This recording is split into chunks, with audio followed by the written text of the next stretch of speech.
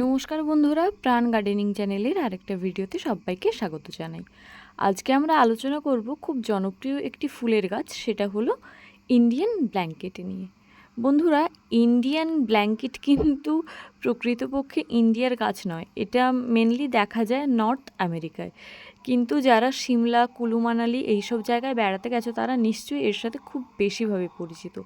একে Indian blanket বলা হয় কারণ পাহাড়ে উপত্যকার ঢালে এটা এমনভাবে বিছিয়ে থাকে যে পুরো দেখতে ব্ল্যাঙ্কেটের মতো লাগে। ভারতের সবথেকে বেশি হরিয়ানাতে কিন্তু এই গাছটি দেখা যায়। এবার আসছি, এটাকে আমরা বাংলার মাটিতে কিভাবে প্রতিস্থাপন করব। বন্ধুরা, বাংলার মাটিতে এটা কিন্তু 18 থেকে 27 ডিগ্রি সেন্টিগ্রেড টেম্পারেচারের মধ্যে খুব ভালোভাবে হয়। তাই আমাদের এটা চেষ্টা করতে হবে লেট উইন্টারে প্রতিস্থাপন করার, তাহলে কিন্তু আমরা গোটা বসন্তকাল জুড়ে খুব সুন্দরভাবে এটা থেকে ফুল পেতে পারি। তো মাটিতে প্রতিস্থাপন করলে এটাকে এমনি মাটিতে বসিয়ে দিলেই হবে, কিন্তু মাটিতে যদি প্রতিস্থাপন না করি তাহলে টবের পরিচর্যা কীরকম হবে সেই নিয়ে আজকে আলোচনা করব। প্রথমে আসছি মাটি কিভাবে প্রস্তুত করব। বন্ধুরা, এটা একদম হালকা ঝুরঝুরে মাটি খুব পছন্দ করে, তাই সেক্ষেত্রে আমরা 1 ভাগ মাটির সাথে 1 ভাগ কম্পোস্ট মেশাবো এবং পারলে 6 ইঞ্চি যে টব আছে তার জন্য আমাদের হাতের 2 থেকে 3 মুঠো বালিও মেশাবো মাটিটাকে হালকা করার জন্য। এবার যদি কেউ থেকে থাকেন যে তাদের মাটিটা অলরেডি খুব ঝুরঝুরে, সে জায়গায় কিন্তু বালি মেশানোর কোনো দরকার নেই, তবে টাইট এঁটেল মাটি পেলে তার সাথে একটু বালি মিশিয়ে নেওয়াটাই বেশি ভালো হবে। এটা গেল মাটির বিষয়টা। এইবারে গেল গাছ প্রতিস্থাপন কত ইঞ্চির টবে করব। বন্ধুরা, 6 ইঞ্চির টবে কিন্তু এই গাছটি খুব ভালো পরিমাণে হয়, তবে চাইলে 8 ইঞ্চিতেও মোটামুটি প্রতিস্থাপন করা যায়। এইবারে আমি যেটা বলবো যে এই গাছটা করতে গিয়ে আমি যে কটা প্রবলেম ফেস করছি সেগুলো এক এক করে আসছি। তো এই গাছটা আমি এর আগে খুব একটা কোনো দিন করে দেখিনি, তাই এবছর আমি এক্সপেরিমেন্টালের স্টেজের জন্যই মোটামুটি কয়েকটা স্টেপ অবলম্বন করেছিলাম। তার মধ্যে একটি হলো গাছটিকে আমি ফুল সানলাইটে রেখেছিলাম। বন্ধুরা, আমি এটা খেয়াল করতে পারিনি, যেটা আমার পরে মনে হয়েছিল, যে এই গাছটা কিন্তু 18 থেকে মোটামুটি 27 ডিগ্রি সেন্টিগ্রেড টেম্পারেচার এর মধ্যে হয়। সে জায়গায় আমাদের এখানে সেটা বসন্তকাল হলেও আমাদের কিন্তু বসন্তের পরে গরমটা খুব চট করে পড়ে যায়। ফলে রোদের তীব্রতা বা দাবদাহ যেটা, সেটা কিন্তু দুপুরবেলার দিকে খুব ভালোভাবে থাকে। ফলে এই গাছটায় কিন্তু রুট এমনভাবে সঞ্চালিত হয়ে যায় যে গাছটার ওয়াটার ডেফিসিয়েন্সি পড়ে যায়। সেক্ষেত্রে আমি কিন্তু দিনে 3 বার করে জল দেওয়ার পরেও অনেক সময় হয়েছে যে গাছটা মোটামুটি নুয়ে পড়েছে। সে জায়গায় আমি এটাকে বলবো যে তোমরা প্রথমের দিকে সকালে রোদটা খাওয়াবে এবং বিকেলে যে জায়গাটা রোদ পায় সেরকম একটা জায়গায় রাখবে। দুপুরবেলার রোদটা কিন্তু এটার ক্ষেত্রে অ্যাভয়েডই করো, তাহলে কিন্তু সবথেকে বেটার রেজাল্ট পাবে। না হলে আমার এবছর যেমন অবস্থা হয়েছে, ফুলগুলো কেমন পুড়ে পুড়ে গেছে, তোমাদেরও কিন্তু সেই অবস্থা হবে। এইবারে আসি খাবারের প্রসঙ্গে। বন্ধুরা, খাওয়ার দাওয়ার আমি এটার ক্ষেত্রে শুধুমাত্র খোলের জল ব্যবহার করেছি, এবং সেটাও শীতকালীন সব মরশুমি ফুলের গাছের ক্ষেত্রে আমি যে খাওয়ার ব্যবহার করতাম জাস্ট সেই খাওয়ার ব্যবহার করেছি। তো সেইভাবেই ব্যবহার করেছি। প্রথমে কিছুটা ডিএপি দিয়ে, তো তারপরে 10-26-26 দিয়ে।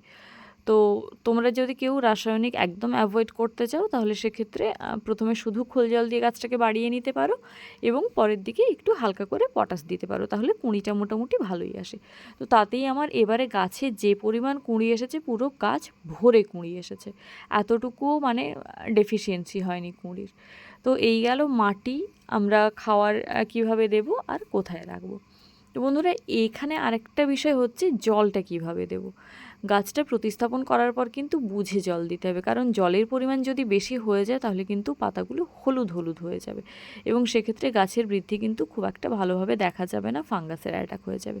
তাই আমাদের চেষ্টা করতে হবে প্রথমে যখন গাছটা আমরা প্রতিস্থাপন করব তখন কিন্তু ময়েস্ট বুঝে জল দেওয়ার। তারপরে গাছটা যখন বেড়ে যাবে গাছের চাহিদা অনুযায়ী আমরা জল দেব। এইবারে আসছি এই গাছে রোগ পোকা কীরকম হয় সেটা নিয়ে।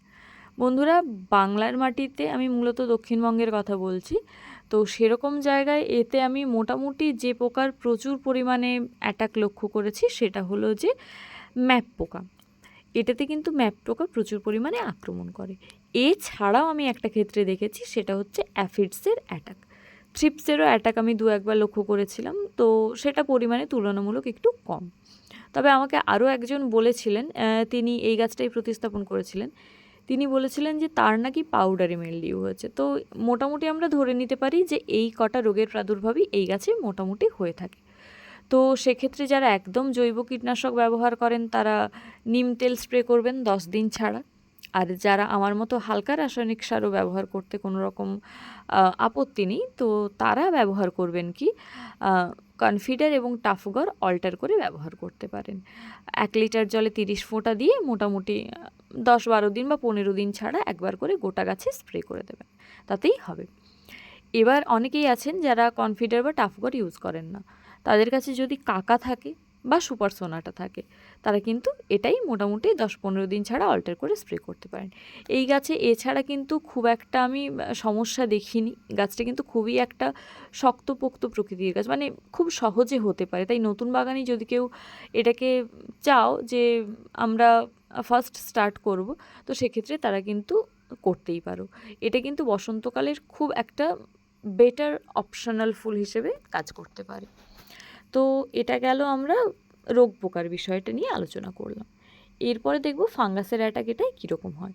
বন্ধুরা, খুব বৃষ্টি যদি না হয় তাহলে কিন্তু এই গাছে ফাঙ্গাসের অ্যাটাক আমি এখনও পর্যন্ত লক্ষ্য করিনি। তবে আমি প্রত্যেক গাছে যখন ফাঙ্গিসাইড স্প্রে করি সেই সঙ্গে সঙ্গে একবার করে 1 লিটার জলে 2 ml মতো আমার হাতের কাছে যে ফাঙ্গিসাইড থাকে আমি সেটাই ব্যবহার করি। বেশিরভাগ ক্ষেত্রেই আমি সাফ ব্যবহার করেছি, 2-1টা ক্ষেত্রে সাফ না থাকার কারণে আমি ব্যাভিস্টিন ইউজ করেছি। তোমরা কিন্তু 1 লিটার জলে 1 থেকে 2 গ্রাম ফাঙ্গিসাইড দিয়ে 15 দিন ছাড়া ব্যবহার করতে পারো।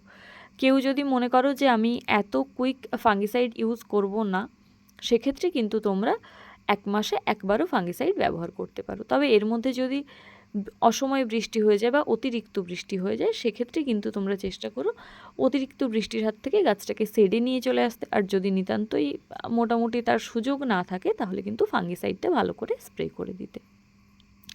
আর চেষ্টা করবে যে বসন্তের পরবর্তী সময় দুপুরবেলা যে কড়া রোদটা আসে, কারণ গাছটা তো প্রতিস্থাপনের সঙ্গে সঙ্গেই খুব তাড়াতাড়ি আমাদের ফুল দিয়ে দেবে না, মোটামুটি মাসখানেক লাগবে কুঁড়ি আসতে, এবং তারপরেও যে ফুলটা দেবে সেটাও একটা মিনিমাম টাইম স্প্যান জুড়ে দেবে। ততদিনে কিন্তু বাংলার মাটিতে ভালো রকম গরম পড়ে যায়।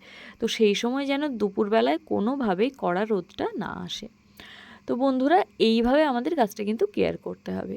এর আর একটা অ্যাডভান্টেজ হলো, এই ফুলের পাপড়ির মাঝখানে যে হলুদ রঙের রেণুগুলো থাকে, এই রেণুগুলো আমার অনেকগুলো ফুলের ক্ষেত্রে নিশ্চয়ই দেখাও যাচ্ছে কালো কালো মতো হয়ে গেছে। এগুলো কিন্তু শুকিয়ে গেলে এর থেকে প্রচুর পরিমাণে বীজ তৈরি হয়।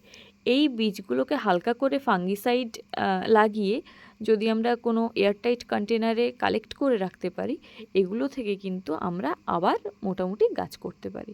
এবং সেক্ষেত্রে আমাদের শরৎকালটা শেষ হয়ে যাওয়ার পরে এবং শীতটা শুরু হওয়ার মুখে, ওই সময় যখন আমরা শীতকালীন মৌসুমি ফুলের চারা প্রতিস্থাপন করি, তখনও যদি 2-1টা গাছ প্রতিস্থাপন করে দিতে পারি, তখনও কিন্তু খারাপ ফুল হবে না। খুব ঠান্ডায় এর ফুলটা হয়তো আমরা তেমন পাবো না, কিন্তু ঠান্ডার আগের মুহূর্তে কিন্তু আমরা ভালোই ফুল পাবো। এই যে কালো জায়গাটা দেখছো, এটা কিন্তু একদম শুকিয়ে কালো না হয়ে গেলে এর থেকে বীজটা কালেক্ট করা উচিত হবে না। তো এইটা গেল আমরা রোগ পোকার বিষয়টা নিয়ে আলোচনা করলাম। শুধু একটাই রিকোয়েস্ট যে তোমরা বর্ষার হাত থেকে, মানে অতিরিক্ত বর্ষার হাত থেকে গাছটাকে একটু বাঁচিয়ে রেখো।